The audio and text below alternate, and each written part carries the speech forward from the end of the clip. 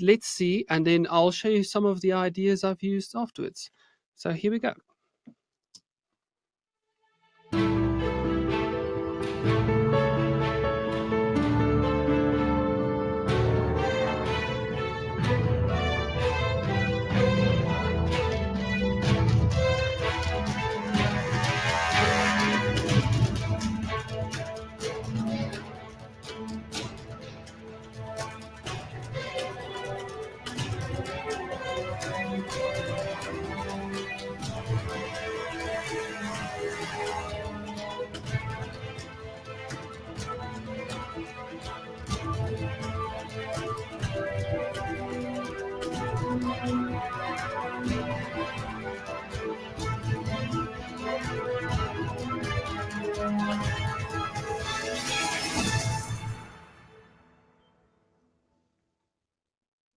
All right, so I hope everyone enjoyed that little piece. It's called Morphix. Let's move on to Kontakt then, and I'll show you some of the things that I've done. So I'm going to open up a blank Kontakt. Well, in Kontakt, when you open it up, the interface sort of looks sort of unassuming. There's nothing too flashy about it. Currently, there's no instruments loaded. There's a few things before I show you some of the instruments. Just so you get an idea, there's some little tricks tips and tricks I can give you. One of the first ones is this drop-down arrow here. It's a very useful little thing. For example, here you can see Kinetic Metal. If you were to click on this little arrow, all of them have it. You can see here, then you can open up a manual. So you don't have to go and find the manual elsewhere. I'll just quickly open up this one so you can see. It will take a moment to load. And there we go. We've got DrumLab. We'll be talking about DrumLab later. I'll quickly scroll down. We'll probably be around the end. Let's quickly see there. That will give you all the tips and tricks, maps, and so on. So this is a very useful little trick that is part of Kontakt. Another feature is this one. I think many people don't use this, and it's this function called Quick Load. Now, what Quick Load does, we've got 3 types. Generally speaking, we've got 3 types of instruments or banks or multis that can be loaded in here. This is especially useful if you were to have, say, for example, hundreds of libraries. So, for example, here at the college, we've got quite a few, as you can see. So some composers and producers will literally have hundreds. The quick load is, say, for example, if I take something like, let's say I really like the Giant, for example, then if I click on Instrument, what I can then do is I simply drag in the Giant, and now I've got quick access to this. And this is a very useful idea, I think. Let me, for example, take, this is a good one. In the factory library, say, for example, if you regularly use, say, for example, the urban beats, then you can go to bank and you can simply drag in the urban beats in there. And rather than navigating through menus and scrolling up and down, you can simply go here and the rest of the, so we've got this, then we can simply open up, say, kick and snares, and we can go in here and say, well, I like snare 1, for example, like so. So this will usually do quite nice. Multis is if you've saved a pre-configured setup. So if, say, for example, if you perform live, you don't want to reconfigure everything every time, then you can simply drag a multi into there. So that's quite a handy little trick that I can share with you. Yeah, so this is the quick load function. I think it's a very useful function. This is especially true if you've got a large library. All right, let's move on. I want to show you the things I've done regarding my little composition called Morphix. You'll see here I've got the Giant. I'll open it up now. So this is the Giant. Apparently we don't have sound for it yet. We'll see what happens in a moment.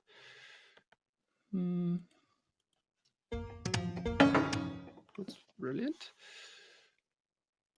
I presume. Okay, I'm quickly going to open up another one. Let me just do this quickly.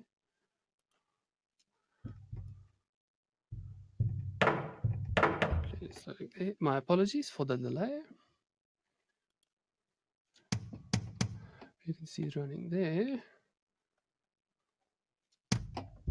Because it's soloed, of course. No? I think this one worked earlier. Yes, of course. My apologies. All right, so what we're going to do, there we go. Lovely. All right, so here I've got the giant. For my composition, I've chosen the cinematic one. The giant is an enormous piano. It's a 3.7 meters tall piano. Let's quickly explore the interface and see how that works out. You can see we've got 5 sources, noises. The way these works, and I'll show that to you later, is that these are signed 1 sample per key. So in other words, the same note will always trigger the same sound. I'll play to you an example in a moment. All right, here. All right, so here's a few. They're not always pretty. Okay, so you can hear they're quite rough. Let's quickly explore some of the other sources we've got. I'll quickly go through each. This is plucked. Release. Much softer sound. Resonance. And overtone. All right. Now, from this, you can make quite an interesting blend. If you were to use this, I would highly recommend not to make use of noises because they're quite random. So, for example, for my piece, what I did is I used the top 3. What we can then do is if you go into here in sources, you've got basically a 5-channel mixer. Underneath each, you've got envelopes control and you've got a low and high pass. Right, so you can get quite a good sculpted sound from this. So, for example, what I did, I used these ones and I might have just tailored them down a little bit. Something like this. So quite useful controls. Now, one thing that is very, very useful is if you right-click on these, they can be automated. So if you've got a keyboard, let's see if mine works. Right. You see there, I've assigned this to my mod wheel. And now on my mod wheel, I can move this up and down. That's quite useful. So you can create an interesting tone with time. All right, let's move on to our convolution one. And this is an interesting one. What happens here is the Giant, for example, has 2 convolution engines. On the right, you'll see it says Space. Space is more like a conventional reverb. You'll see here under convolution, if you click on these, there's a whole range of types of convolution. Now you'll see when I do put it on, the sound is going to change dramatically, and this is exactly what I did for my piece. All right, so let's quickly hear how it sounds. I'll start from dry, and then I'll go next to wet. So this is a nice dry sound. Okay, let's see there. This one's too happy. There we go. So this, you can hear, makes it quite spacious. I'll choose another one. Say, for example, let's say Big Rezo.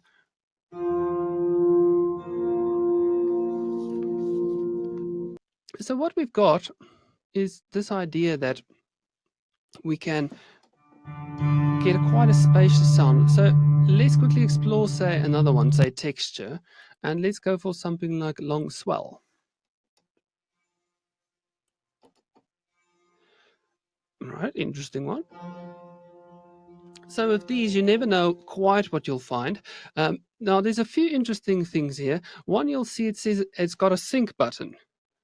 Well, what sync is going to do is my tempo for this project is 125. If I was to click on sync, it is going to sync up this impulse response to, it's going to sync up the impulse response to my host tempo. So if I get fast or slow, it's going to change. Now, there's only 2 categories that work in this one. It's called timed. So in the timed category, let's say, for example, here, this one.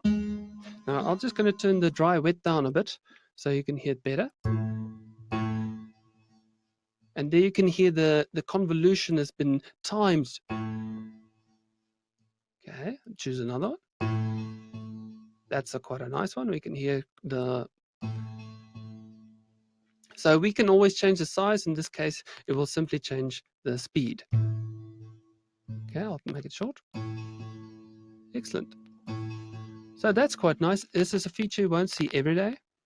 So this is quite a useful feature. Then if you click on this little button here, you can see we've got an EQ. So what I did for mine is I turned down the bass. You still got a macro filter. So all of these sources together can be combined to make one sound. And that's this for this part. And then as I said earlier, we still got space. So space, this would be a conventional type of impulse response. So I'm going to turn this one off. So this is the Taj Mahal apparently. And you can hear it's quite... Let me just choose it again. Sometimes it doesn't like that. That's more like it. All right, so now you can clearly hear it's sort of very floaty in E3. We can change the size, so that will create the different perceived size. If I make it larger, right? This one, most people should be careful of because it's very easy to create a sort of washed over sound. So just be aware of this one. Distance is an interesting one. What this does is it adds a pre-delay. So if it's as it's now, it would be 0 milliseconds. If I was to push this up, you'll see it will change it all the way up to 300 milliseconds. So let's see our Taj Mahal. Let me first do it without. So you can hear it's already quite drenched. And then you can hear there's this clear echo in between, right? So we can change and alter that. What this allows us to do is, because there's a delay, this gives us the feeling that there is some sort of space. This means that we can have the amount is much lower. So this is a very useful thing to create a sense of space, but without having to drench the sound in reverb, like my second example with amount to maximum. Not recommended in most circumstances. The Giant, check it out. It's a very interesting one. It serves as a good introduction for our user interface because, as you'll see, Kontakt is very powerful. And we'll move on to more interesting ideas in a moment. All right, let me just get my papers. So that's that one. Should do. All right, so the next one I want to move on to is called una corda. It's a piano with only one string per note. Conventional pianos might have 2 or 3 strings depending on how low it is. Here you can see it's got a very minimalistic approach. This type of control is called a macro controller. So a macro controller, you can basically you can do a lot of main functions without having to turn many knobs. This is very useful, especially for live performance. Now let's quickly jump into this one. I'm going to explain this from the point of view of how we can use this, but not from the point of view of the user interface, but rather from the rack, because many people will only go as far as using what is right in front of them. Now, I think this is one of the sort of problems with using Kontakt in this way, because there's quite a lot of control, but we can do more, and I'll show that to you now. Okay, so here we've got 3 parts. Main is the main sound. So let me just quickly go to my recorder, which I've got. So here it's a nice piano sound. What we can do is we can add some harmonics. Now these work as a sort of a mixer style, so we can add in. So I'm going to drop the main volume so you can hear the harmonics better. I'll bring it up. So you can see this has got quite a sharp tone to it. Okay, so we can of course blend it too.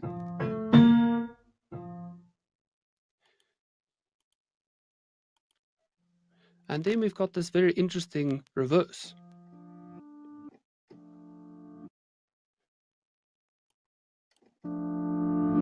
So if you blend that all together, and this might be very useful for media composers, etc. All right, now you can see we can also do it by time. very useful little feature. What makes the Unochord quite unique is this fabric function. So it can load in some samples. Let me just put off reverse. Okay, so I'll go to another one. Of course, each will have a slight tonal variance. All right, there's a few things I'd like to show you in this one. So, for example, if tonal depth, this will give you additional samples. And what it will do is you can choose some natural tone. It will be quite dry. To resonance will be quite resonant. So the user has already quite a bit of control. Now, if we look at this one called the pianist, you'll see it will add some sounds that has been created by the pianist, of course. I'm going to bring it up. Well, here there's all sorts of additional sounds made. I'm going to turn the intensity up as well.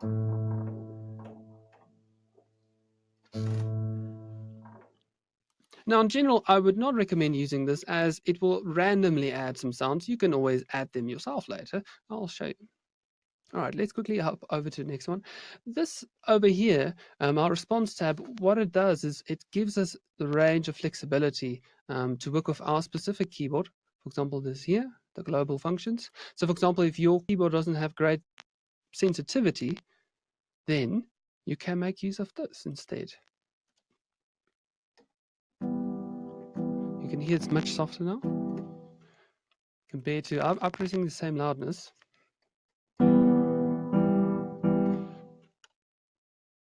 What this does, it allows us to have, we can change how dramatic is those low notes.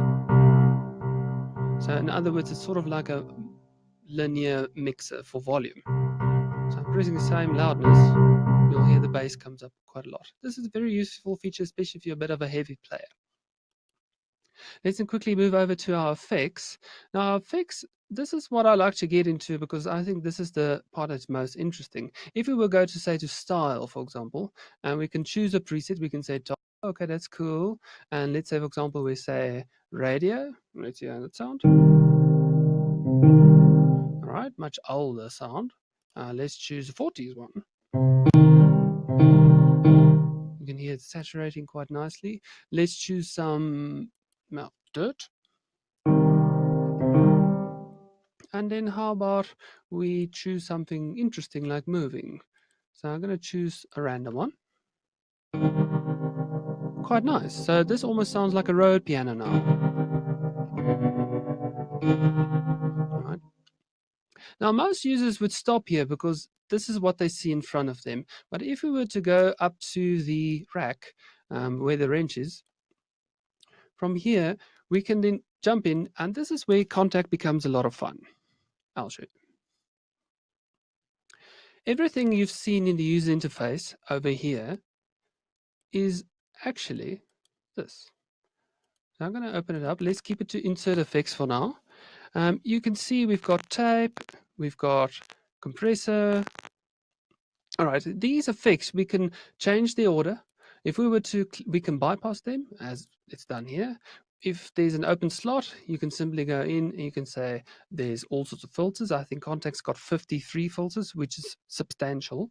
Then you can see there's quite a lot of effects. These are all insert effects. Now there's quite a few types of effects. There's send effects, which is here. That's typically for reverb and so on. Insert effects, which we've seen here. Then over here you can see we've got group effects. I'll explain what these means in a moment because these are where things get really interesting. All right. From here then, let's see.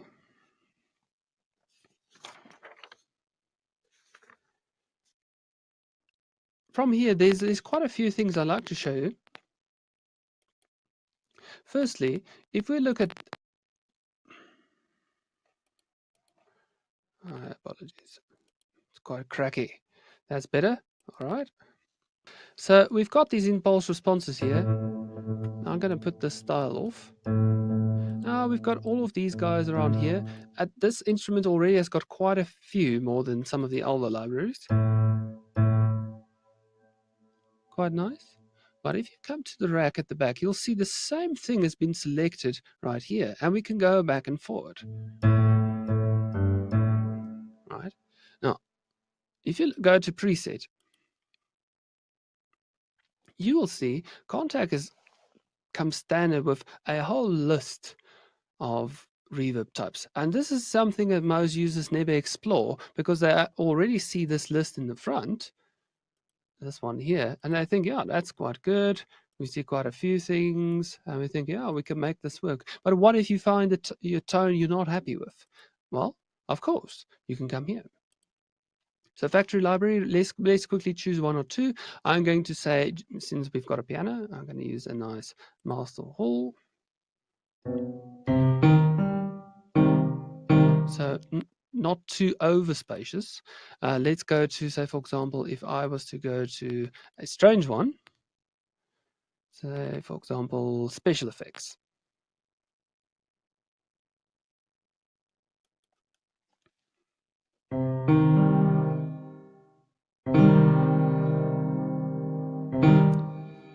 You can hear the tail coming up quite nicely.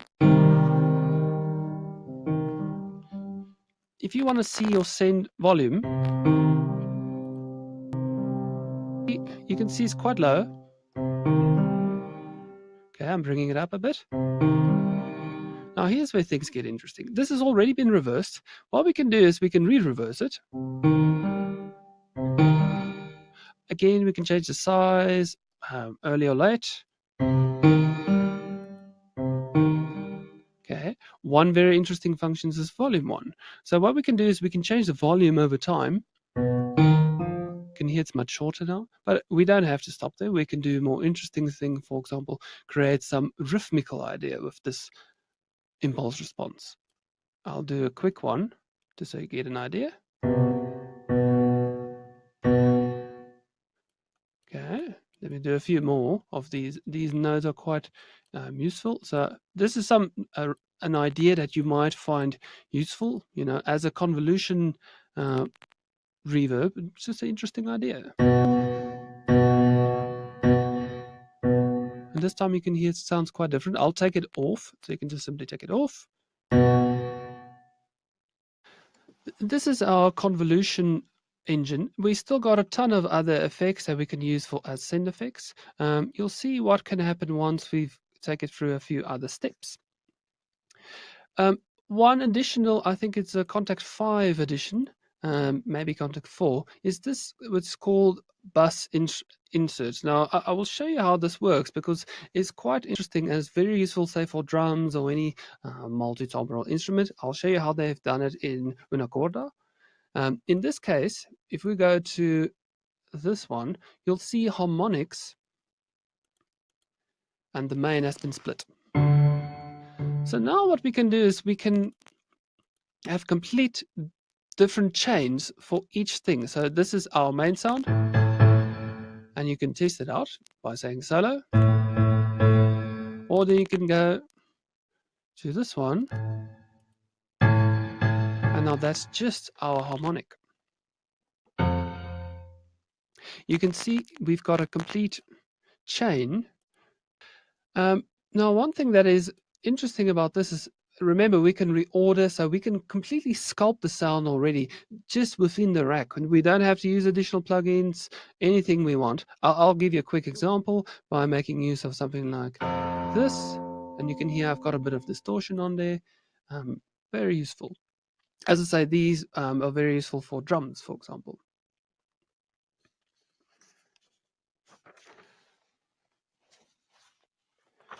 So these are called bus inserts.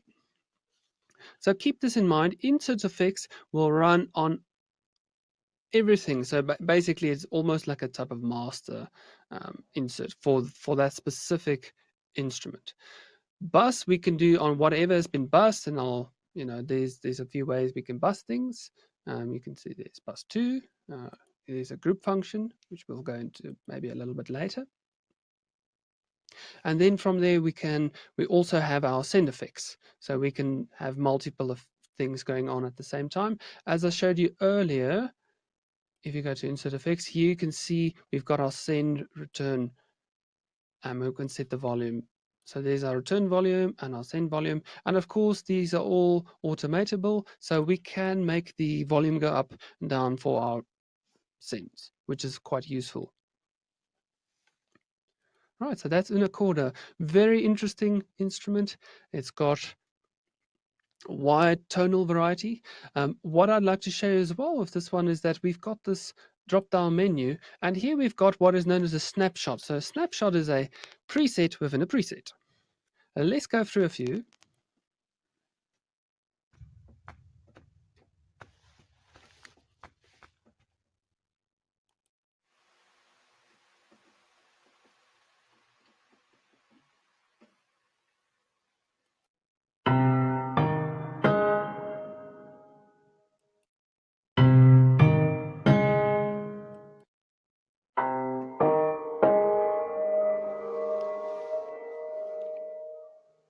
All right, so here you can hear it's quite easy to get quite a variety of tones, but what if that is not the tone we're looking for? Well, simply click on a wrench, open up the rack and customize it. Basically, these are all presets. So if we were to change from one snapshot to another, the people at Native Instruments has changed some of the settings here, and you can do that as well.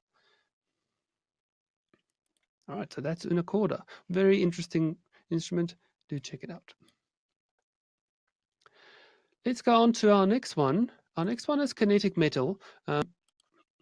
In my piece, I used it as a sort of a high element. This is the exact sound I use, chromium crystals. It's got a few interesting functions. The first here is called the Forge. Basically, what it does is you've got 8 channels essentially. So these over here, it's basically a channel mixer. So on the left is all sorts of steel, which I'll play to you quickly.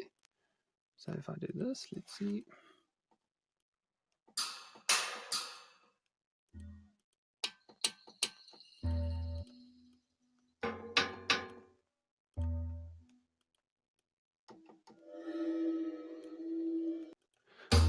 So there's quite a variety of tones within this preset. Just to show you, there is a lot of presets. So the wide variety of tones can be created. On the right-hand side, we've got a few waveforms like a sine and a saw tooth and so forth.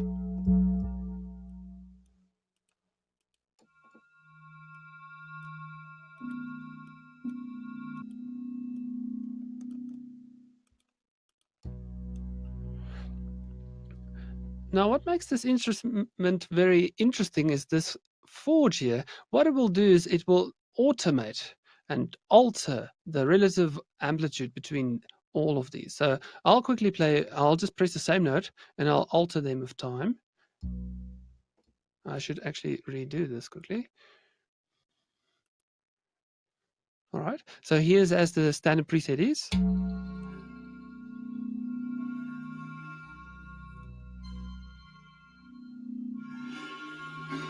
So you can see you can get an evolving sound, which might be otherwise quite tricky to obtain. So very useful forge function. The second part that makes this instrument quite interesting is this thing called motion. Now, of motion, rather than doing it with automation, we can rather just put on motion. And now you'll see this button here called speed. It will alter it relative to the speed we've set. So I'm going to press a note. And now you'll see it will start to go up and down. This is sort of sci-fi. I'll slow it down a bit. And you can see the forge just spinning around. We can change the waveform. I'll make it faster.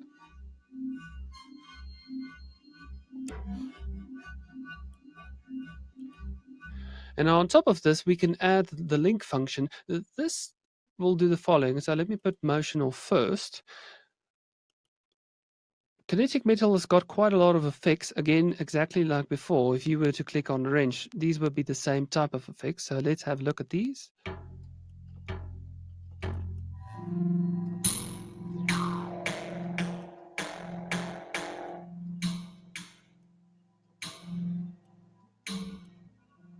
So now you can hear it's got a fair bit of movement. Now, let's see.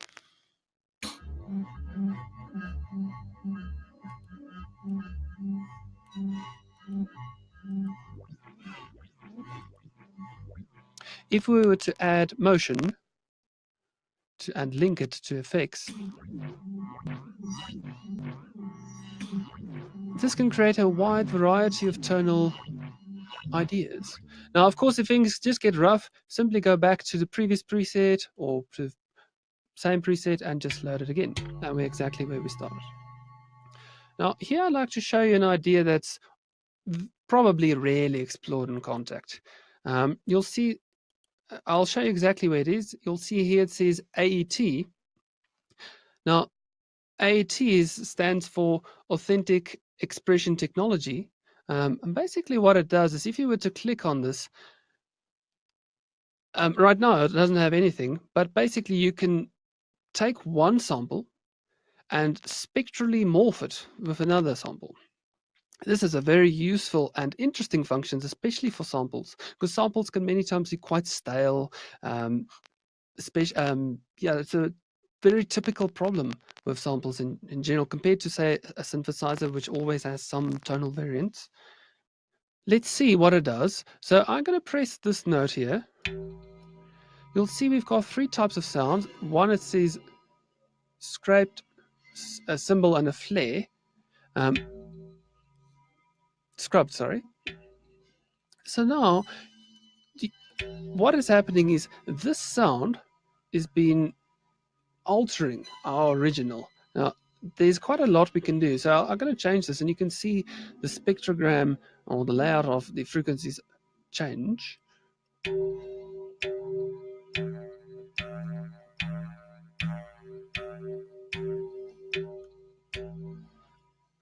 If I was to put it off, let's hear that.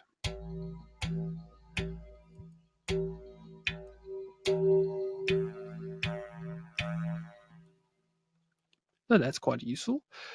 We can take this further, because underneath this, which is called mod, we can click on this and we can say, well, look, we want to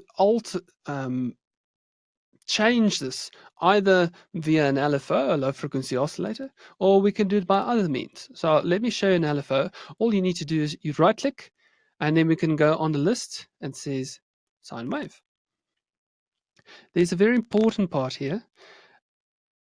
Only group insert effects can be modulated in this way. So inserts, groups, and sends cannot. Let me just change the sound again, and then I'll show you. So now you'll start to see this will change with time in a bit more dramatic way. If I click on this downward triangle, you'll see I'll jump down, and here's my morph function. I'm going to make it faster. Let's say this shape doesn't work for me. Then I can just go to, say, a rectangle and see how that works instead. So this can create all sorts of tonality that is interesting. And you can see here how easily we can go from one to the other. Multi, for example, you can create your own interesting wave shape, if you like. So quite a lot of tonal possibilities. Add a little bit of random. And you can see over here it's going bananas.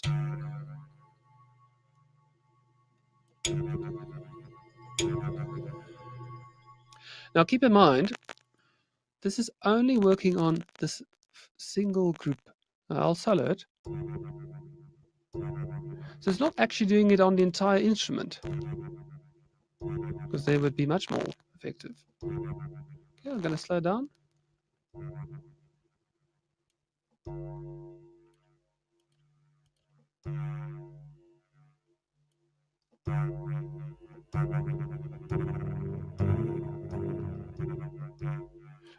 And of course, we can always MIDI learn these as well. So if I like to,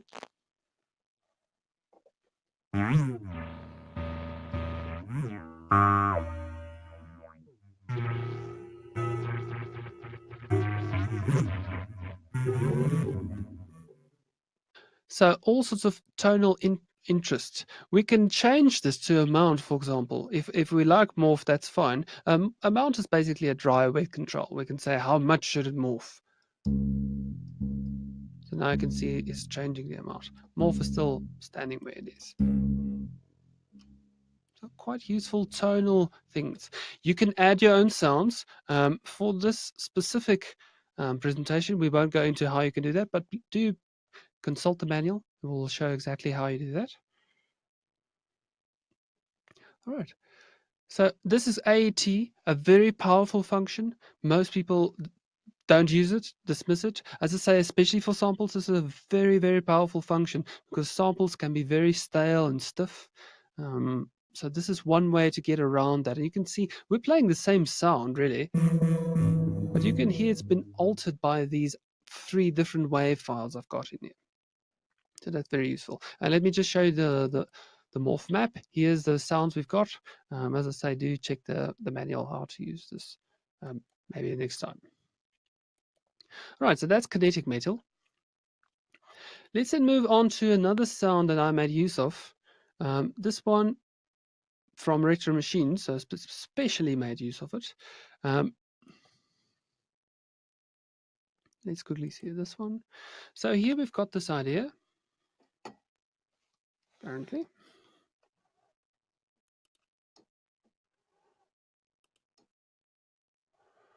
Okay.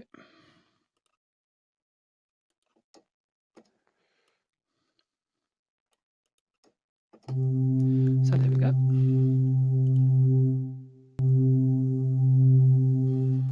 Now, earlier you heard me say something regarding a macro control. Now, what you see here in Morph is this is a type of macro control. Now, there's quite a few sounds we've got right in front of us, and this is very useful. These are all the same samples, but they've been transformed by these different, you can say, type of a snapshot. I'll quickly go through what they are. We've got the basic raw sound, which you can hear is our nice polypad. The next up, 2, 3, and 4, they're all just small variations. Or somewhat small, some variation rather. Then 5 is because Retro Machines has got lots of leads and basses, so that would typically, number 5 is taking the same sound and changing the attack. Typically, you'll see there's changed to give us a pad sound.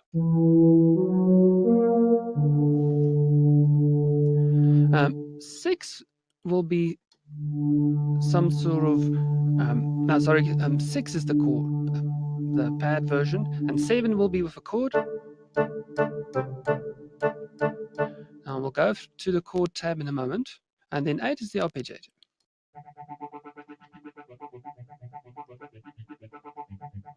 Now this is exactly what I used in my piece, which I'll demonstrate in a moment.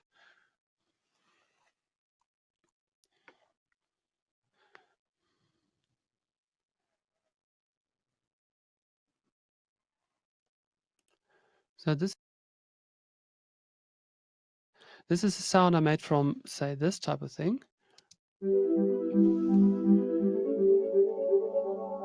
And this was as simple as holding down this idea here.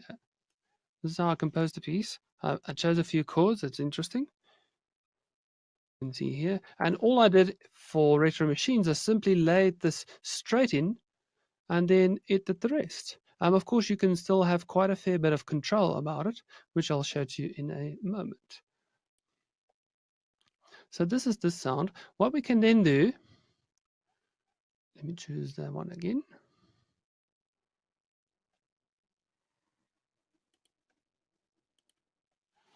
Okay. It's got a few quite interesting functions. If we go to our arpeggiator, of course, we can make it go up and down.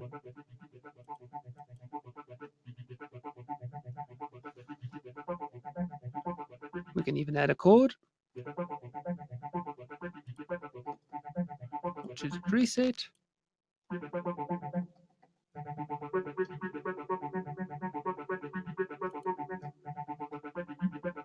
Let me just put that off. So now you can see it's making some chord.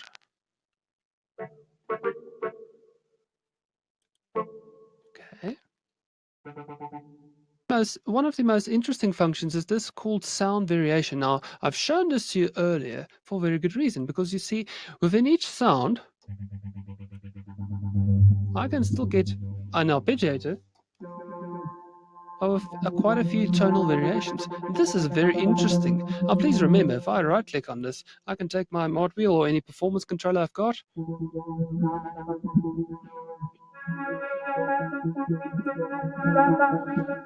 So rather than going through hundreds of presets, you can just take something like this, find a sound you like, and then alter it.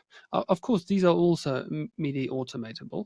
If I then go to this, I can then select a sound variation slot. So if I click and drag up, for my piece, I made use, for the next one actually, I may say, for example, 4 and 3, doesn't matter.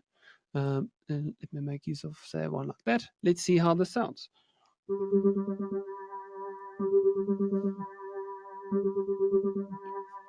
Okay, let's quickly try that next one. So this is the actual one I used for this piece. I used 3 and 4. Yes, this is a good moment to talk about this. You could see the interface sort of jumped up on me and has now swapped these two around. Now, one way I deal with this personally is this way. You click on this button here and it focuses in.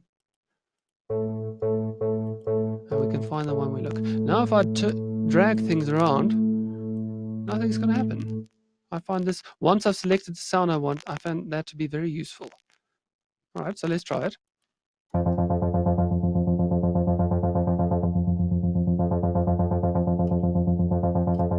Okay. Quite a useful function. So I had one sound, which I'm going to play you now, and then I took the exact same part, you can see them here, and I chose just another preset of the very next one, and I chose the sound variation. So let me quickly play the first one. It's going to sound like this. So you can hear that sounds quite fine. And then let me play the second one, which sounds like this. And then you'll hear changes. So then if you combine the two of them, and please remember, it only took me a moment to do it because I simply duplicated this track and just made another, selected another preset within Kontakt. So let's see the two combined.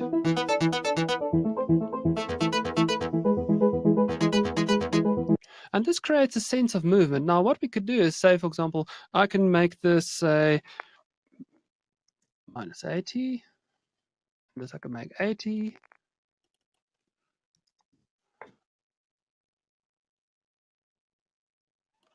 Let's see that.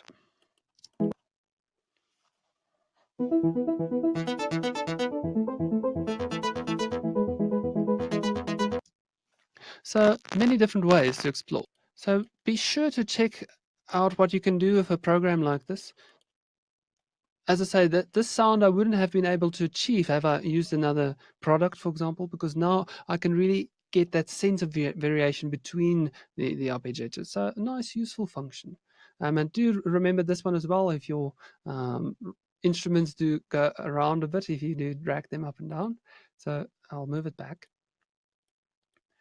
All right, so these are these ones. Let me just see. And then there's all those ones I've used. I've actually used 5 of those in this piece. Let's move on to our almost second last idea. What I've got here is the way I use this for session drum is I used a lot of big percussion, say from Action Strikes, etc. And then I've used the toms to fill in.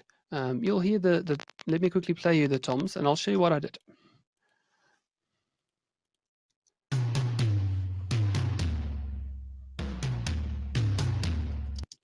Okay, so what I did for this one, let me open up Kontakt quickly. Studio drum is one I always recommend to people to be very careful of this one because it's got a very specific tonality, usually quite well focused for harder types of music like metal, speedcore, etc. So what I did for my specific instances, I went to bus, I went to master, and you can see we've got all of this processing available to us. Now, these are all group effects, and I'll show it to you. So if we go to here and we say insert bus, you can see, for example, this is my kick, snare, toms, and you can see them light up. And basically, these are all around here. if we click on them, these are all the bus effects that is available to us. So what I did for my piece is I chose a very easy way to do it, because many times toms sound a bit thin when used with large percussion. So I took tape. Okay, it sounds like this. And then I turned up the gain.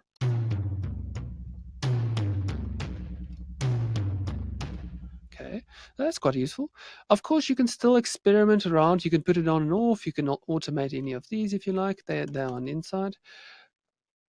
What we can do is, for example, again, like before, we've got, say, these snapshots. So we can choose a few different snapshots if you like. You can hear that sounds dramatically different. You can hear the metal one's quite small. Let's quickly compare that to the jazz guy. Oh, quite nice. There is one slightly off-topic thing I want to mention almost before we wrap up. Then after that, I'm going to show DrumLab and how I use that to create a bit of a kick and to double up the kick. Now, what I want to show you quickly is this. Say, for example, we've got this pattern. Now, at first, this will sound very exciting. And your ear will be, wow, it sounds quite dynamic. But once you get used to the sound and once you hear the samples play out, you'll start to get a bit bored of it, and I'll show you.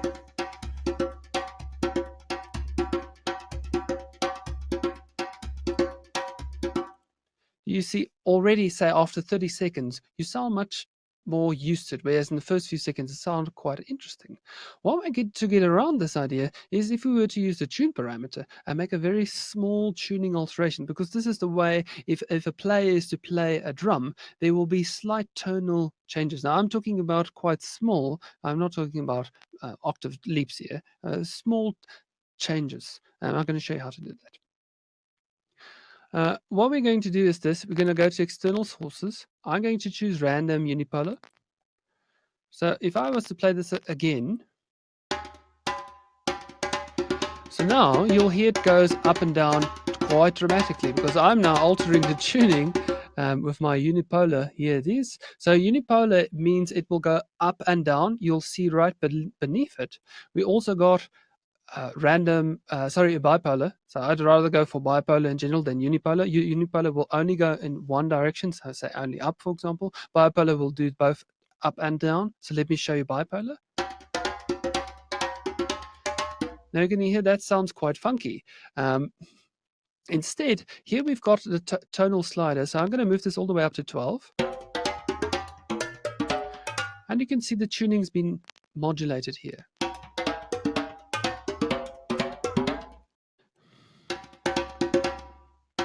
If we were to use this in a very small increment, say 0.10 cents, or 0.10 cents rather, now you'll hear it will stay a bit more interesting for far longer time.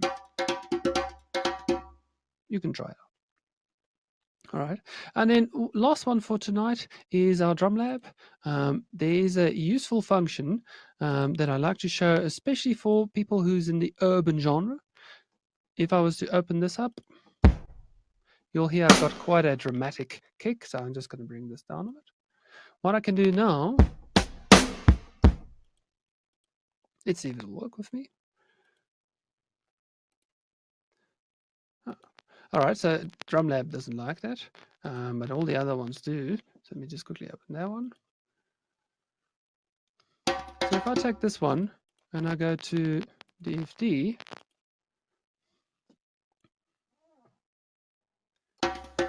you'll see it's changed sample mode. What this does is it emulates, say, an Akai MP60. This is very useful if you want to create a bit more raw and gritty sound. So DFD or sampler, that would be typically your highest types of quality you can get. DFD means direct from disk, so this will stream from the disk. This is highly recommended when you've got large libraries. If you've got, say, single shots, then you can use sampler. That works a little bit different. So, for example, let's quickly just hear the sound difference between these two. Now, over here on the left, you'll see that it says filter. And what we can do here is we can say change the filter type.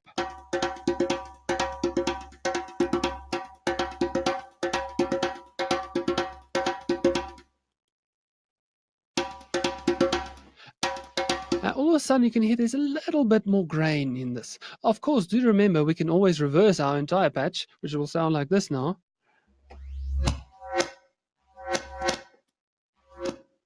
Right. There's a lot of interesting ideas out there.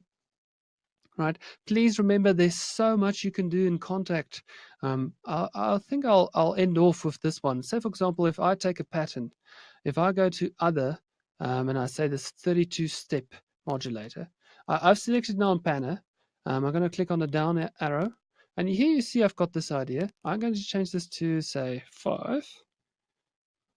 I bring this up.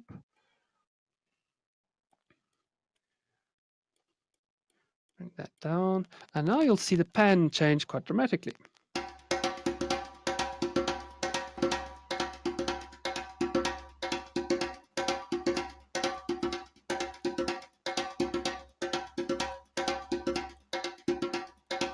You can hear now the panning is changing quite dramatically.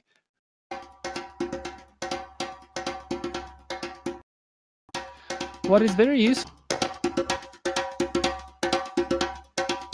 of course, we can change how much. We can invert it. So now you'll hear there's no sound. I'll turn it up.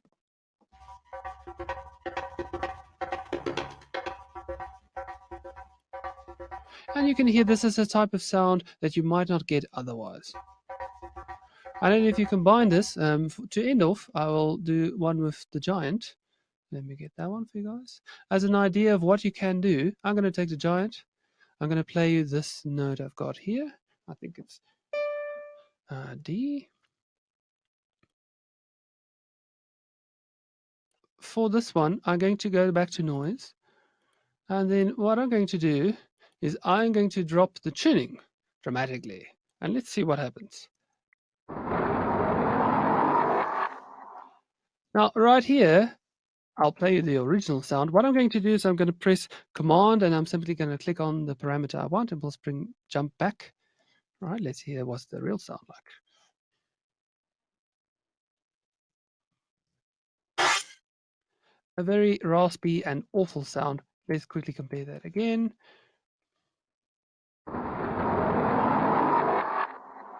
So who knows, maybe a sci-fi movie. Please do experiment with Kontakt. There's so many possibilities right underneath your fingertips if you do own Kontakt or if you've got it at college. There's a lot that can be done right here. We haven't covered scripts today. We haven't talked about groups and group editing functions. So for example, if you go to the expert menu, we haven't talked about that. Still a lot more that can be done.